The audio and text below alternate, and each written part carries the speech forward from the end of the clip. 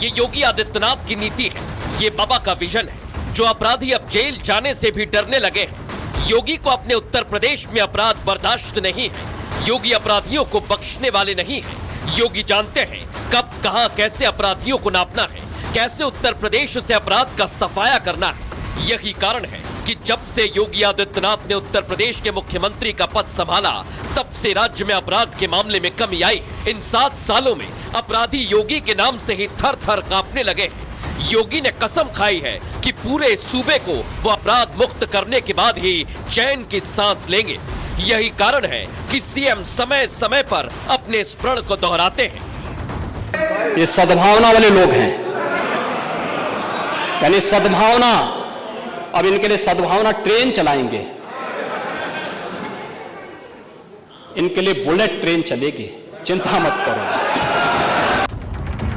योगी सिर्फ अपराधियों पर नकेल कसने की बात नहीं करते, बल्कि जो कहते हैं वो करके दिखाते हैं। उन्होंने अपने कार्यकाल में अपराध को रोकने के लिए कई अहम कदम उठाए हैं। सीएम योगी ने पॉक्सो अधिनियम, लव जिहाद, यौन उत्पीड़न और धार्मिक रूपांतरण जैसे अपराधों पर लगाम लगाई है। योगी की कसम और उनके ताबड़तोड़ एक्शन की वजह से अपराधियों में दहशत है। यही वजह है कि जिस उत्तर प्रदेश को लोग अपराध का गढ़ मानते थे, उस प्रदेश की पहचान और तस्वीर बदल चुकी है। देखा दर्शकों, सीएम योगी आदित्यनाथ की कथनी और करनी में बिल्कुल फर्क नहीं है। योगी जो कहते हैं वो करके दिखाते हैं, और इसी का नतीजा है दर्शकों कि आज हिस्ट्री शीटर खुद सरेंडर कर रहे हैं। देखिए आप लाइन में लगकर, किसी भी तरह के अपराध में शामिल बदमाश जानते हैं कि आज नहीं तो कल योगी का डंडा उन पर चलेगा ही चलेगा, और इसी डर से बदमाशों ने खुद पुलिस के आगे सरेंडर कर दिया है। हरदोई में 74 हिस्ट्री शीटर्स ने अतरौली थाने पहुंचकर लाइन लगा के हाजिरी लगाई। दर्शक, ना सिर्फ उन्होंने यहां आत्मसमर्पण किया, सरेंडर किया, बल्कि इसी के साथ इन अपराधियों ने कभी ना अपराध करने और अपराधियों संरक्षण ना देने की कसम तक खा ली है। इसका मतलब साफ है, योगी की जुबान से निकले हुए शब्द बहुत होते हैं, आरोपी कांप उठते हैं। अपराध जगत में गुनाह करने वाले ये बदमाश जो मैं आपको दिखा रहा हूं, लाइन में कैसे लगे हुए हैं सीएम योगी के एक बोलने के बाद, यानी योगी इन्हें छोड़ेंगे नहीं। इसलिए तो प्रशासन की कार्रवाई और पुलिस की गोली से अपराधी डरे सहमे हैं। कई अपराधियों ने तो अपराध और अपराध की दुनिया से तौबा कर ली है दर्शक, तौबा कर ली है। लेकिन कैसे इस पूरे मामले में कार्रवाई की गई है, पुलिस के अधिकारी क्या कह रहे हैं, सुनवाते हैं। एक अभियान चलाया जा रहा था, उसी क्रम में थाना अतरौली क्षेत्र के 71 हिस्ट्री शीटरों को थाने पर बुलाया गया था एवं प्रभावित निरीक्षक अतरौली द्वारा उन्हें अपराध से दूर रहने के लिए हिदायत दी गई एवं प्रत्येक महीने की निश्चित तारीख में थाने पर हाजिरी लगाने को निर्देशित किया गया।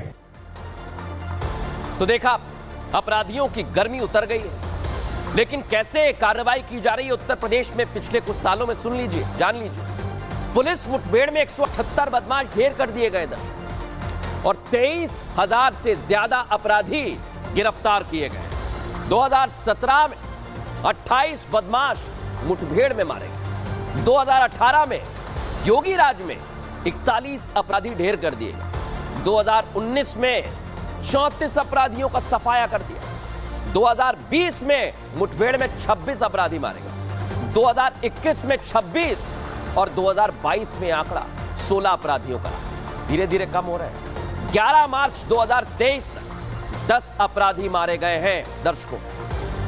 लेकिन आप सोचिए, योगी आदित्यनाथ लगातार कार्रवाई कर रहे हैं अपराधियों पर, लेकिन अगर कोई पुलिस वाला अपराध करता है तो उसका क्या हश्र हो रहा है, वो इस रिपोर्ट में दिखाता हूं।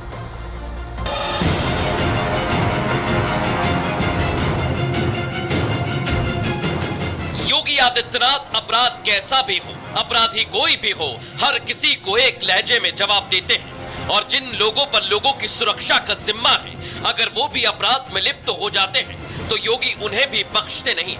योगी एकदम क्लियर है, उनके लिए अपराधी मतलब सिर्फ अपराधी है। इसका जीता जागता उदाहरण नोएडा का ये मामला। ये 2 अगस्त की घटना है, जब एक कैब ड्राइवर ग्रेटर नोएडा की तरफ एक महिला को ड्रॉप करने जा रहा था।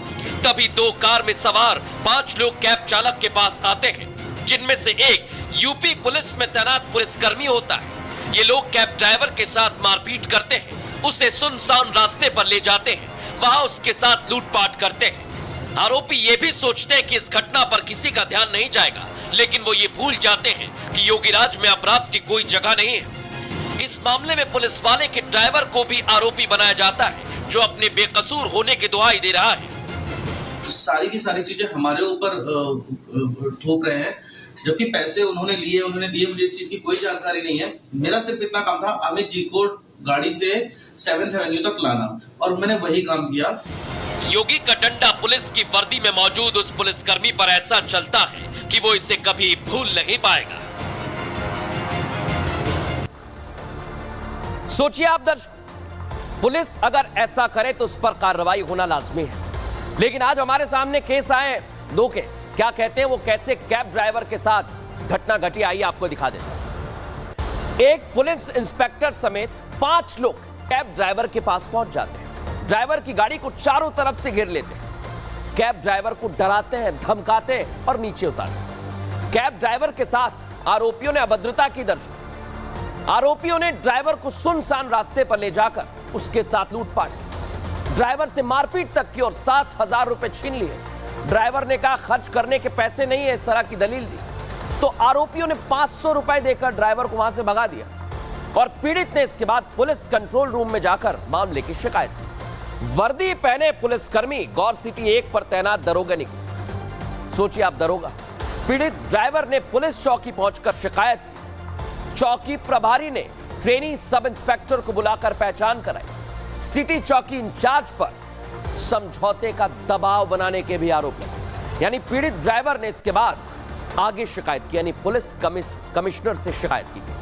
लेकिन अब एक्शन क्या हुआ इस घटना के बाद? जैसा हमने कहा, सीएम योगी अपराध को अपराध की तरह देखते हैं। पुलिस कमिश्नर ने मामले की जांच एसीपी 2 बिस्टक को सौंपी। तथ्य सही मिलने पर आरोपियों के खिलाफ केस दर्ज किया गया और trainee sub inspector Amit Mishra और उसके 2 साथी गिरफ्तार किए गए। 2 दिन तक मामले को दबाए रखने पर नोएडा सेंट्रल डीसीपी पर कार्रवाई हुई। सोचिए आप, डीसीपी स्तर के अधिकारी पर कार्रवाई। नोएडा सेंट्रल की डीसीपी सुनीति को हटा दिया गया। शक्ति मोहन अवस्थी को डीसीपी नोएडा सेंट्रल के रूप में तैनात भी कर दिया है। एसएचओ बिस्टक, चौकी प्रभारी गौर सिटी 1 सब इंस्पेक्टर मोहित को निलंबित कर दिया है। नोएडा सेंट्रल के थाना प्रभारियों में भी फेरबदल कर दिया है। इंस्पेक्टर मनोज कुमार सिंह को थाना बिस्टक का इंचार्ज दे दिया। इंस्पेक्टर विनोद कुमार को थाना सूरजपुर का इंचार्ज बनाया। इंस्पेक्टर अनिल पांडे को इकोटेक 3 का इंचार्ज बनाया गया है।